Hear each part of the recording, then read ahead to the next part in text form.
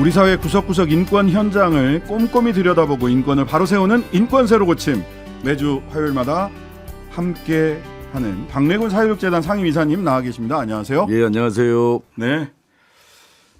자, 이 기사 보고 꼭 이렇게까지라는 생각이 들었는데 예, 예. 올해가 세월호 참사 10주기잖아요. 예, 앞으로 이제 70일 앞으로 이제 다가왔습니다. 10주기가요. 네. 예, 근데 그래서 저희가 이제 10주기 시민위원들도 모집하고 있고, 그리고 이제 각종 행사들도 많이 준비를 좀 하고 있거든요. 네. 뭐 2월 25일부터 3월 16일까지는 전국 도보 행진도 좀 하고, 네. 하면서 이제 여러 가지 준비를 하고 있는데 이게 이제 4.16 해외 연대라고 있습니다. 네네. 해외 동포들이 이제 미국을 비롯해서 각국에 있는 해외 동포들이 지금까지 세월을 기억하는 그런 활동들을 쭉 해오고 있거든요. 네. 이분들이 이제 서울 시내버스에다가 10주기가 됐으니까 요 광고를 내려고 그랬는데 네. 뭐 버스 그 광고 대행사에서 이거는 정치적인 그런 광고다. 이게 이제 버스 공제조합이 네. 있고 그렇죠. 이 공제조합이 전체 버스 공제조합이 버스 광고 대행사를 버스 대행사한테 주더라고요. 운송조합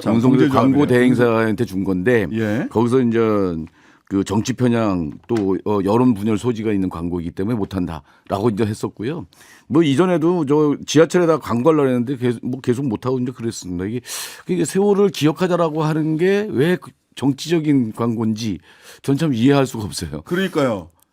저도 광고 내용 무슨 광고 내용을 의뢰를 했는지 예. 살펴봤거든요. 그래서 정치적으로 그러니까 세월호 주범 누구를 뭐 정치적으로 그러니까. 어떻게 하자 그런 이런 내용이 얘기가 하나도 하나도 없어요. 그러니까요. 그냥 왜 너희들이 돌아오지 못했는지 그러니까 그 빨간 진실이 밝혀져야 된다. 팽목항에 이제 빨간 등대를 배경으로 해서 그 예. 아이들의 모습을 이렇게 그려놓고 뭐 10주기를 세월을 기억하자라는 내용 정도인데 이게 왜 정치적인 건지 이런 식으로 보면 뭐 정치적이 아닌 게 어디 있겠습니까? 정치 편향, 여론 분열 소지 그러니까 말입니다. 어디에 해당하는 건지 저는 묻지 않을 수 없고요.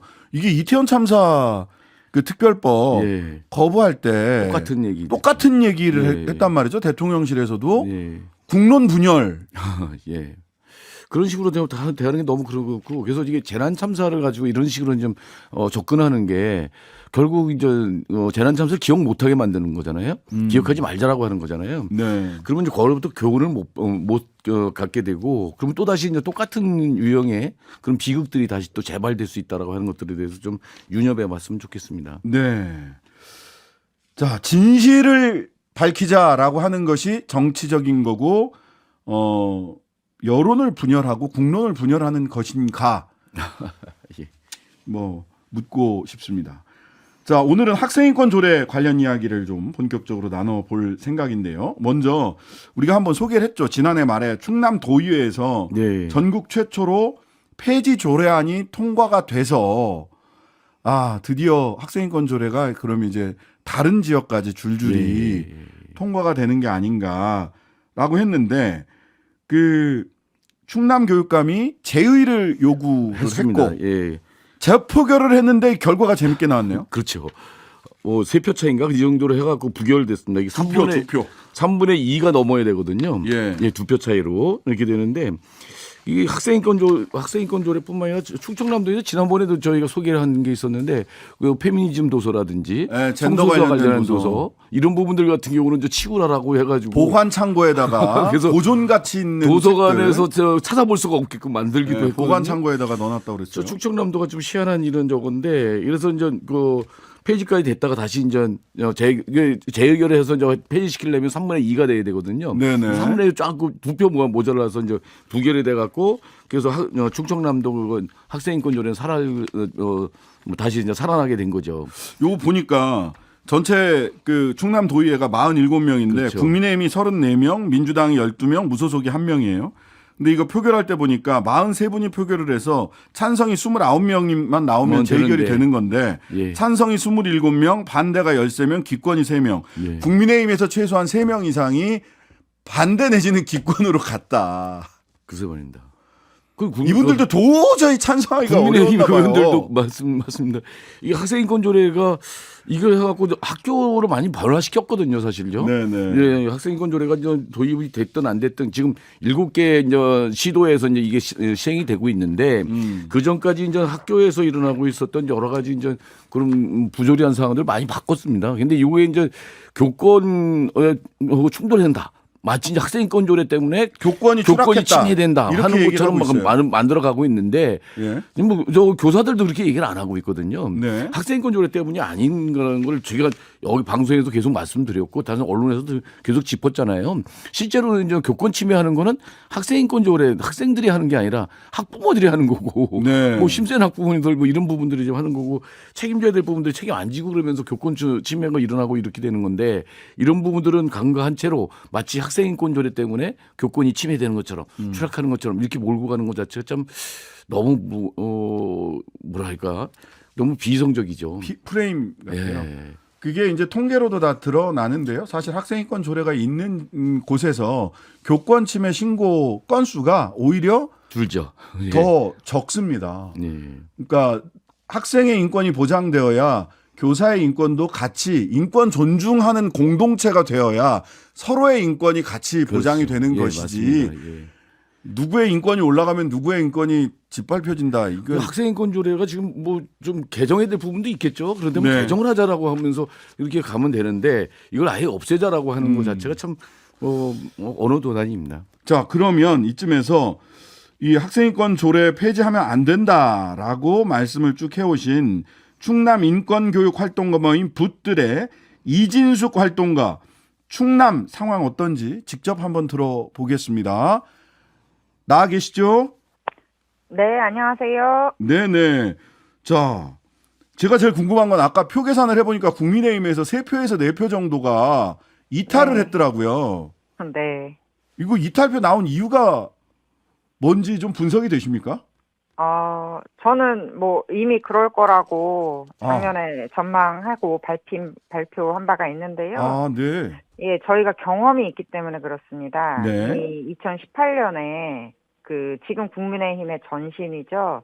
자유한국당 소속 도의원들께서 다수로 밀어붙여서 충남인권조례를 폐지시킨 적이 있는데요. 네. 이후에 바로 지방선거가 있었고 네. 그때 그 폐지에 찬성했던 그 도의원들 아무도 다시 돌아오지를 못했어요. 아하. 그거는 이제 저희가 굉장히 좀 지역적으로 충청남도를 이제 어떻게 보실지는 모르겠지만 네. 우리 도민들께서는 인권을 정쟁 삼아서 또 음. 볼모 삼아서 이렇게 인권을 삭제하거나 후퇴시키려고 하는 행태에 대해서는 용납하지 않을 만큼 그러한 시민의식을 갖추고 있다. 그래서 이러한 경험이 있기 때문에 지금 현재 국힘 도의원들 중에 이제 일부 분들께서는 이게 옳지 않은 것에 이제 동의하지 않는다. 이런 이제 입장을 취하신 것 같고요.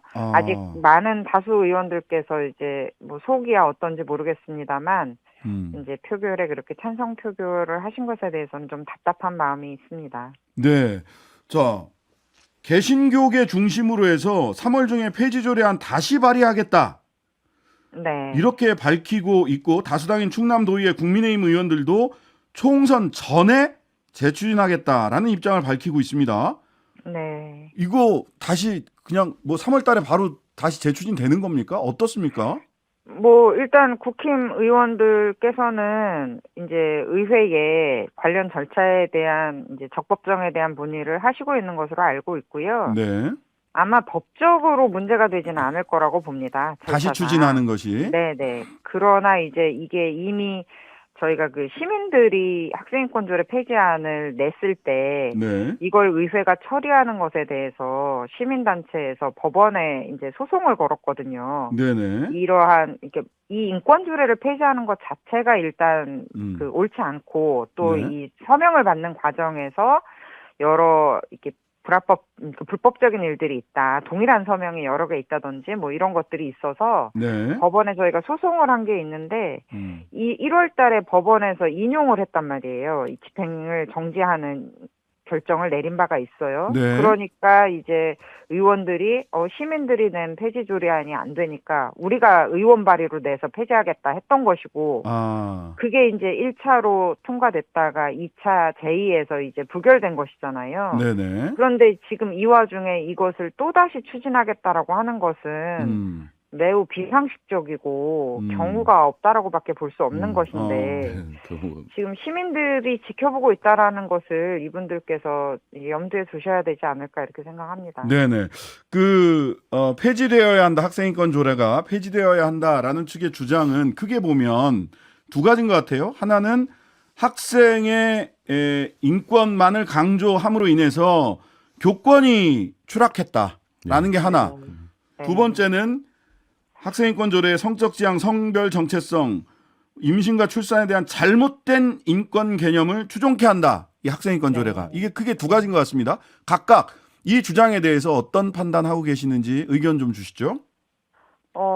일단 교권에 대해서는 어떤 것이 교권인지 정확하게 정리가 좀 필요하고요. 네. 그래서 교사들이 주장하는 어려움이 모두 교권은 아닐 거거든요. 네. 그래서 어려움을 주장하는 것이 무엇이고 그래서 그것을 해결하기 위해서 우리가 어떤 대책을 마련해야 할 것인가가 네. 이게 선후가 있는 것인데 저는 좀 제일 가장 이해가 안 되는 것이 학생의 인권을 존중하는 생활 지도를 했기 때문에 교권이 추락했다. 이 주장은 네. 그동안 그러면 학생의 인권을 침해하고 무시하는 생활 지도를 해왔다는 얘기잖아요.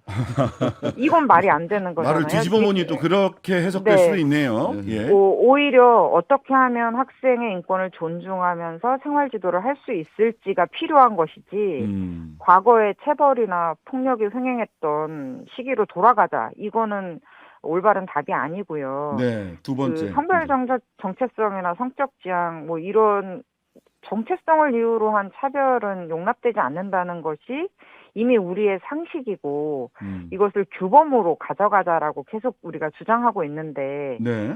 그야말로 이런 인권의 기본적인 원칙에 대해서 이해하지 못하시는 분들이 어떠한 객관적인 근거도 없이 잘못된 인권 개념이다 이렇게 주장하시는 것은 소리가 크다고 해서 그 주장이 사실이 되는 것이 아니기 때문에 네.